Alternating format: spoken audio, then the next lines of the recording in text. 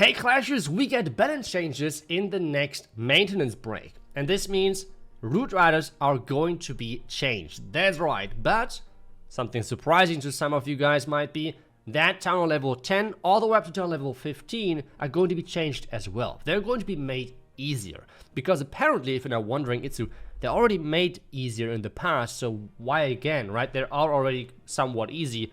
And yes, the thing is, for most of you, it's probably already pretty easy. But most of you, most likely, do not represent the big masses of players. Because something which I have learned kinda is that most of those lower tower level do not have access to the best siege machines, to the best clan caster troops, might even have to attack without clan caster troops because they are not only clan and such things. So for the vast majority, those tower level are not as easy as you might think. So this is why we get those changes, at least that's my guess, okay? That's my speculation on my side. Let's quickly go through all of those different tower level and talk about what exactly is going to be changed. The exact numbers should be in game when the maintenance happens, but there are so many changes, so many numbers that I cannot say everything, okay? Let's start things off with the town 10 though. We have the wizard tower getting HP nerf, we have the archer tower getting a DPS nerf, and the same for the expo. On the other side though, the bowler actually is going to get a small DPS and HP increase, so a buff. Let's move on to tower 11. On tower level 11, we have the wizard tower HP reduction still. Elitary is going to deal less damage for each shot, which is going to be added as a defense on that tower level. We have then on top of that the multi-inferno tower and the single inferno tower DPS getting decreased. Archer tower DPS again decreased, expo as well, cannon as well. But on the troop side, we're getting some troop buffs as well for the hog rider, for the bowler, for the Valkyrie, for the golem, and for the witch. Which to me kind of surprising, but I guess, again, I don't know, either the use case or the triple rate is not as high as you might think, or actually as I might think, because I always felt that witches are really strong on those tower level, but apparently not, so they're getting buffed. Next one, tower level 12, we are getting egalitary damage per hit is going to be, nerfed. Inferno tower DPS, single and multi is going to be nerfed. The tower weapon damage is going to be reduced as well, the same as the death damage, which means the tower explosion actually getting a heavy reduce, which means 1000 to 500 damage. Archer tower DPS reduced, expo reduced, and cannon as well reduced with the DPS. The buffs are happening to hog rider, bowler, Valkyrie, golem, and witch yet again. Tower 13, let's move on. Tower 13, we have the next round of balance changes, which means wizard tower HP reduction, elitary damage per hit reduction, inferno tower, multi and single again, getting reduced. We have the tower weapon reduction as well, which means the tower weapon DPS is going to be lowered. The tower damage reduction, the death damage again is going to be reduced, and we have archer tower, expo, and cannon DPS reduction as well. So overall, a lot of things which are going to be nerfed yet again, but as well, those changes are not like too crazy big, so they're just like adding up with all of them together. Hog rider, bowler, Valkyrie, and golem, all of them are getting buffed, which means they're getting more HP or more DPS. Tower 14, which means we're getting closer to the max tower level. Tower 14, we have wizard tower, elitary, inferno tower, multi and single yet again. We have archer tower and expos, all of them getting some type of nerfs, either HP or damage reduction. The damage is getting reduced. And then we have as well for the tower weapon yet again, the damage getting removed, weapon, the damage, and then the buffs are this time around only for bowler and for the golem. Let's move on to Town Hall 15. On this one, we don't get that many nerfs to defenses, only Wizard Tower, Eagle, Inferno Towers, and that's already it. So the higher tower level should stay a little bit harder compared than the lower tower level. With hard on this side, I do not mean like on a total scale. They're still somewhat easy for most of you as a viewer probably with watching this video. But for the majority of players, they're not going to be as easy as you might think. We have then as well for Town Hall 15 the Wizard Tower, Eagle, and Inferno Tower changes.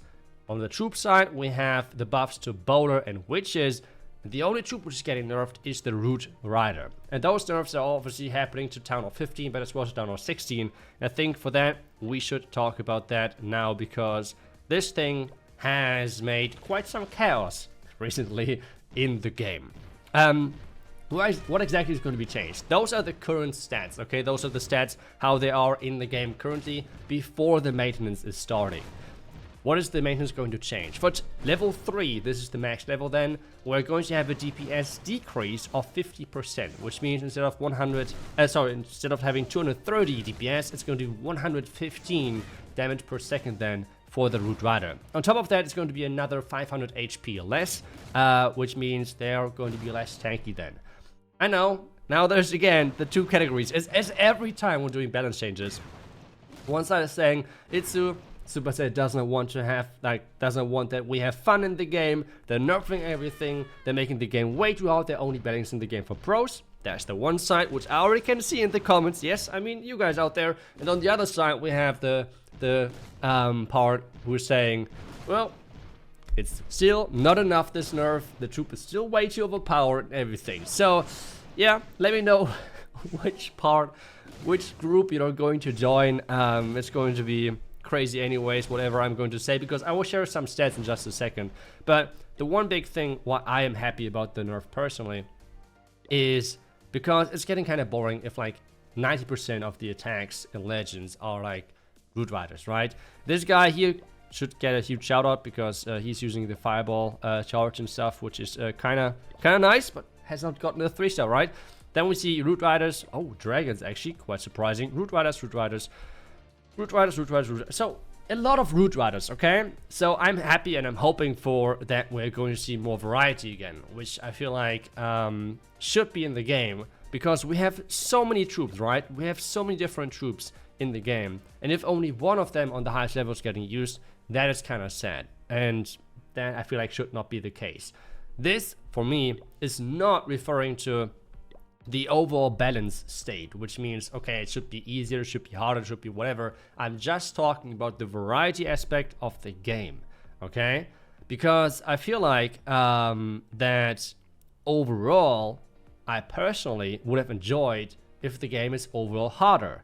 But then again, if I'm thinking about in what position I am, first as content creator, and second of all as a pretty good player overall, I'm such a minority within the game community that the game should not consider me as a person to be relevant for the balancing of the game, because the game and games in general should be balanced for the masses. This is how games survive for such a long time, and I feel like Supercell has understood that and is changing currently depending on their data those things with Town Hall 10 to Town Hall 15 and made those easier, which might surprise a lot of you guys because you are part of this really small group of being really good at the game.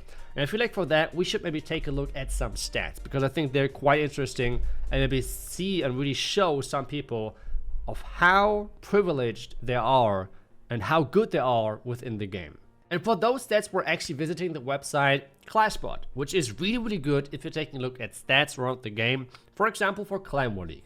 And for that one, we should take a look mostly on Town Hall 16, because this is why most of you are coming to visit this channel, right? And the first thing, which is jumping into my personal eye right away, is we have less Town Hall 16s in Champion 1 compared to Silver 3. That's right, we have nearly 1,000 more Town Hall 16s in Silver 3 than in Champion 1, okay? Why do I mention this? Just to give you a broad idea of how many Town Hall 16s are on which level. Because whenever I see YouTube comments, I see a lot of comments of like, iTzu, Town Hall 16 is defenseless, like whatever, and blah blah blah, and again, whatever. And then again, I'm taking a look at the stats, okay?